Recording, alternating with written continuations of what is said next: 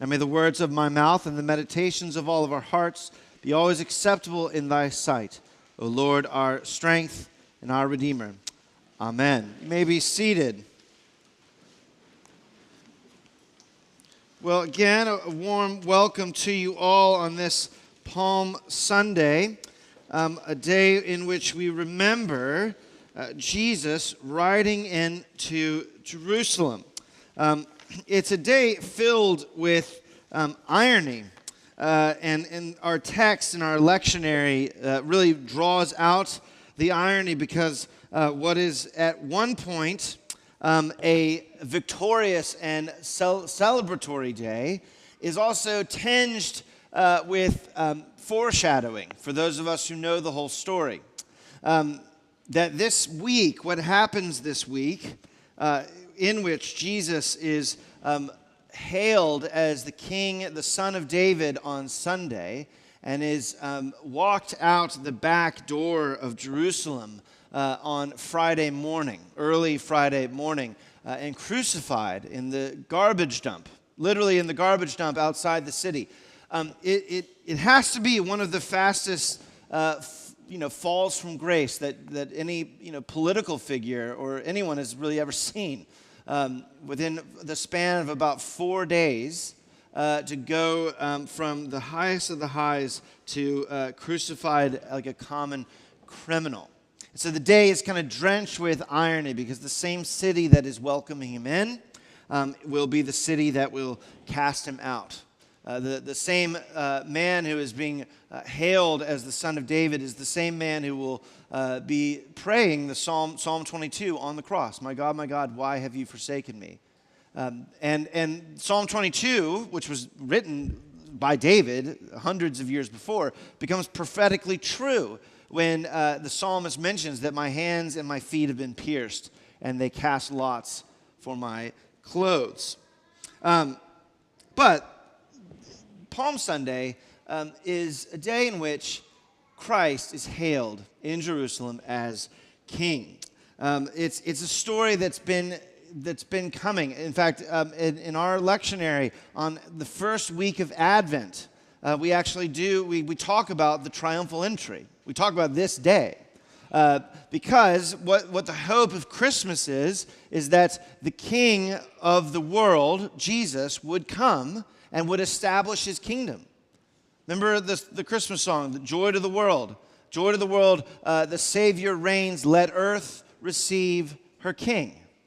And now we are here, months later, through Epiphany, through Lent. We are here, and it seems like the earth is ready to receive her King.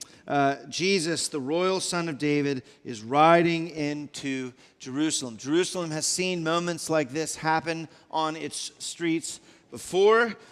David had famously paraded through the streets of Jerusalem when he brought the Ark of the Covenant, God, the sign of God's presence. Those same streets had seen David dancing and celebrating and singing for joy as the Ark of the Covenant returned to the temple. His son Solomon marched into Jerusalem to be crowned king, and he rode on a donkey, the son of David, riding on a donkey to be coronated king of Israel.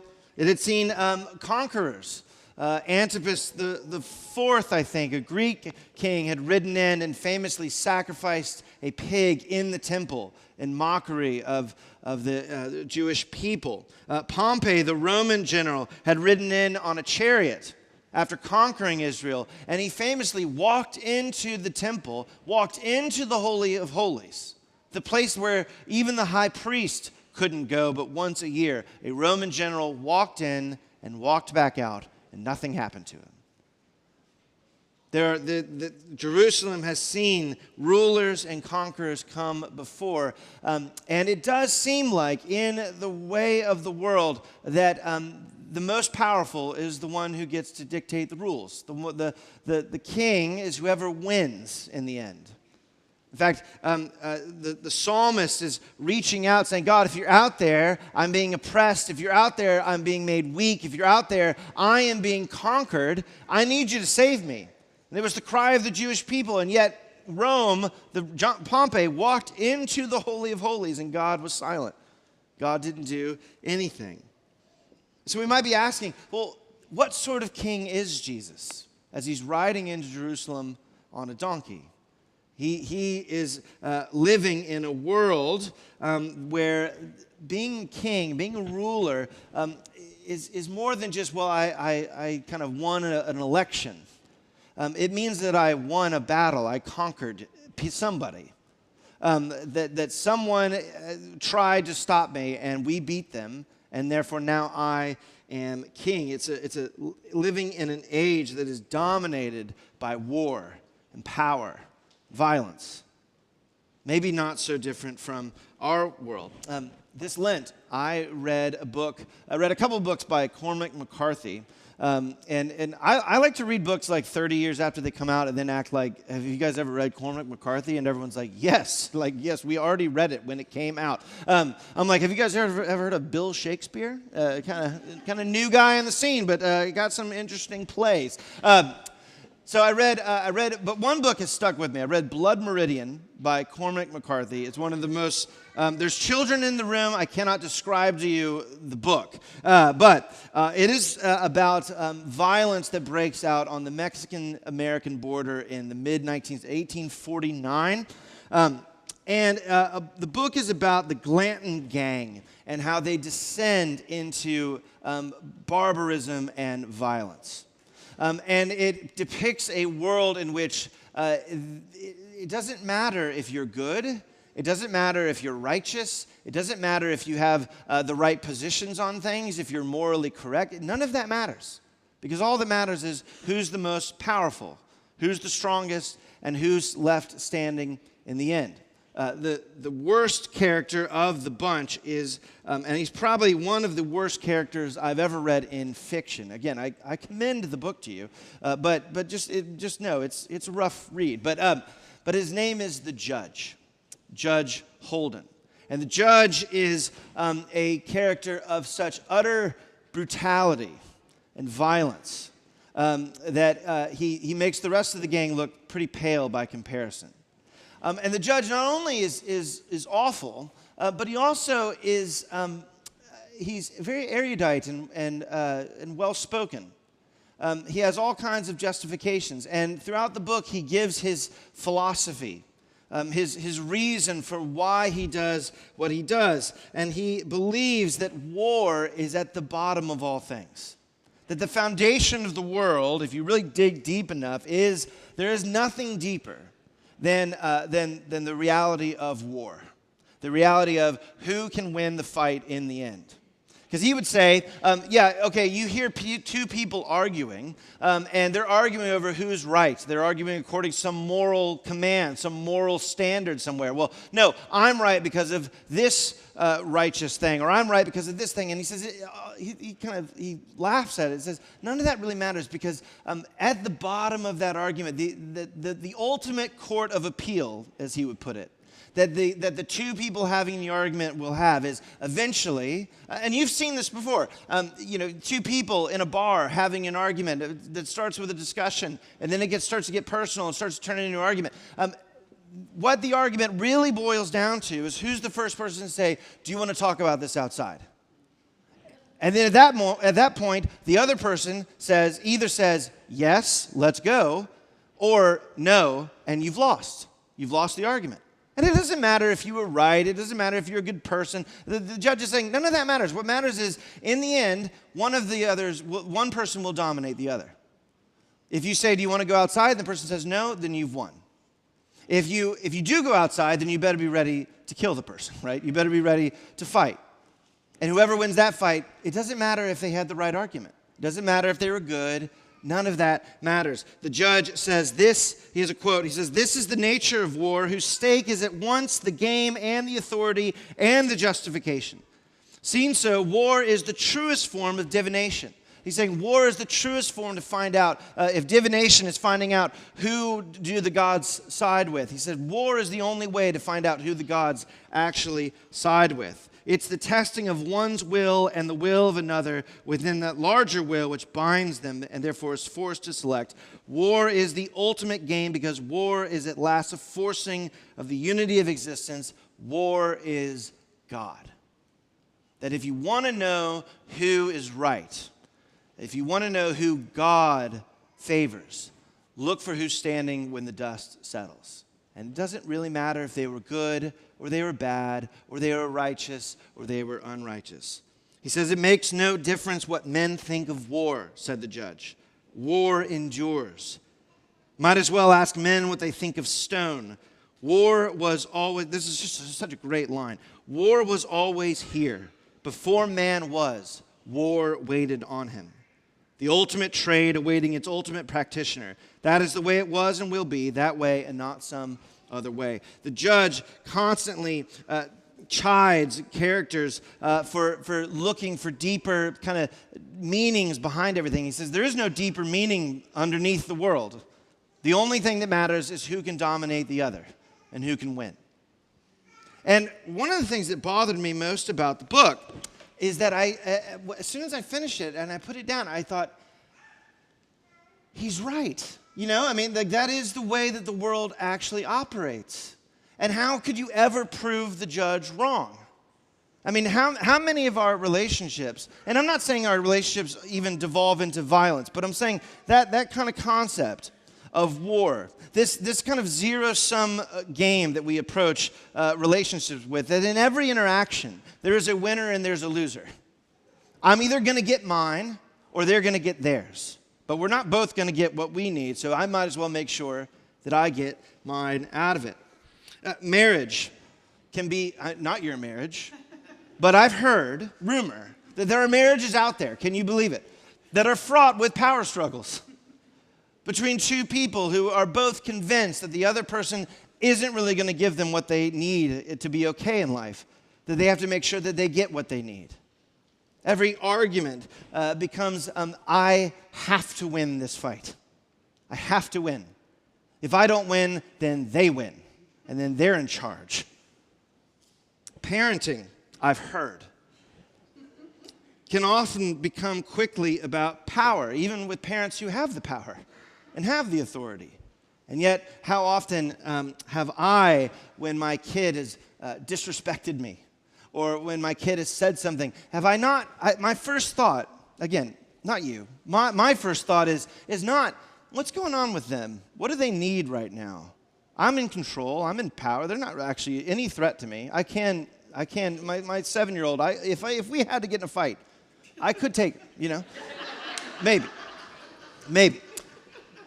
Like, I have all the power. So if my kid is disrespecting me, if my kid is rebellious, my first thought is not, what do they need right now? What's going on with them? I want to be curious about. No, my first thought is, I've got to reestablish my dominance here, right? You have to respect me because I'm your father, I mean, with young kids it can work, but with older kids, I mean, imagine that fight that you had with your teenage son. And imagine, could you ever take it less, you might feel too guilty, but let's back off a little bit. Imagine your parents, that fight that you had with your parents. Could you ever imagine your father saying, you know what, I think you're right and I think I'm wrong, and we're just going to go with your side on this one?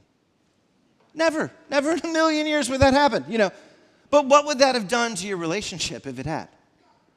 That you and I, we approach relationships, we approach businesses, we approach friends. There's this underlying belief in the world that really, in order to be okay, I have to win everything. Some of you are wrecking your marriage right now because you are obsessed with winning. And every single fight can never be something where you just say, you know what? Let's just assume we're right 50% of the time. I'm going to go with you on this one. Let's just go with it. No, because to do that, I would be giving up something. To do that, I would be losing something. This is the way the world works. The judge is not wrong. The world works according to power. The world works according to who can win in the end.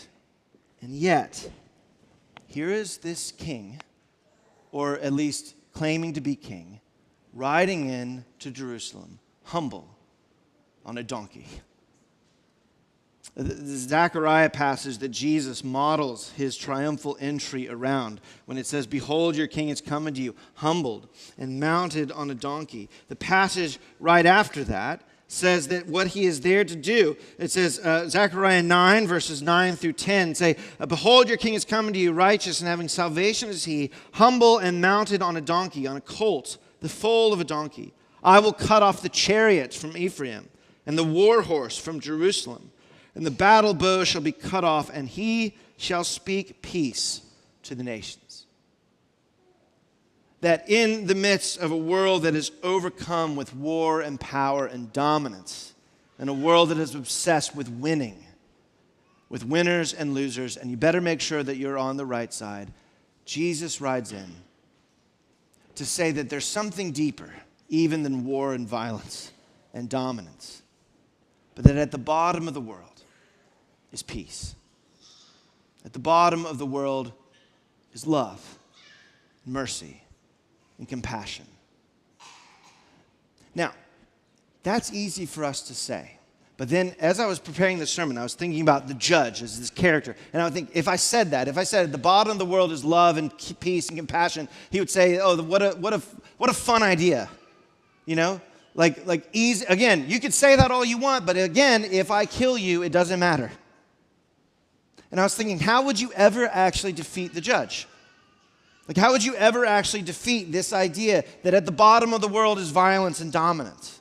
At the bottom of the world is a zero-sum game where there are winners and there are losers. And I realized that the only way to defeat the judge, because if you don't kill the judge, then he's always out there saying, "One day I'm going to get mine, one day I'm coming for you and I will beat you." But if you kill the judge, in the story, for instance, if you kill the judge, you would only prove his point. You were just the new winner. You defeated him, and now you get to make the rules and all that. That the only way to prove that there's a deeper truth to the world than power, that there's a deeper truth to the world than making sure that you win, is to actually lose. That the only way to prove that there's something deeper to the world than violence is to actually die and rise again. That the only way to really defeat the judge is to let him kill you, and then discover that there is a deeper mystery to the world and a new life that comes even from death. That at the bottom of the world is peace, love, patience, kindness. That Christ came humbled and mounted on a donkey that he might suffer the violence of the world, be defeated by it, and rise again. And this isn't just an esoteric thing. This actually means something for your life. Because what it means for you as a parent is that you don't actually have to win every single fight with your kids. That maybe every now and then it's okay to say, "You know what, I think you're right, and I'm wrong, and I'm sorry." And watch as new life springs up out of that. That your marriage doesn't have to be a zero-sum game where you are convinced that this person is trying to take something from you, but rather one where you say, "It's okay for me to lose an argument," and find that marriages can come back to life when even just one person discovers that they don't actually have to win. That if they die in this marriage, that if they die to themselves, that actually something new is birthed. You know, Paul in Ephesians, there's a passage where he talks about families. And it's one that we always like to skip over in the 21st century because he says, "Wives, submit to your husbands," and we're like, close, But did you know that that's what he's actually talking about? He says, "Wives, submit to your husbands." But then he also says, "Husbands, love your wives as Christ loved the church, who laid down his life for her." He's not talking about dominance and power. He's talking about two people coming together saying, which of us can lay down our life quicker, more, faster? And maybe something in that is actually something new is going to be birthed forth. In the same passage, he says, fathers, don't exasperate your children. Don't dominate your children, but be kind, compassion. That this word of the cross, this word of death, this word of actually losing, actually brings forth compassion and love and mercy for each other. That Christ rides into Jerusalem, and he rides to prove that he is the king of the world, and he is a king that will speak peace to the world, not through dominating and through having victory over all of his political and earthly enemies, but actually by losing to them and rising again. And he rises again and speaks peace to the nations. And most importantly, he speaks peace to you.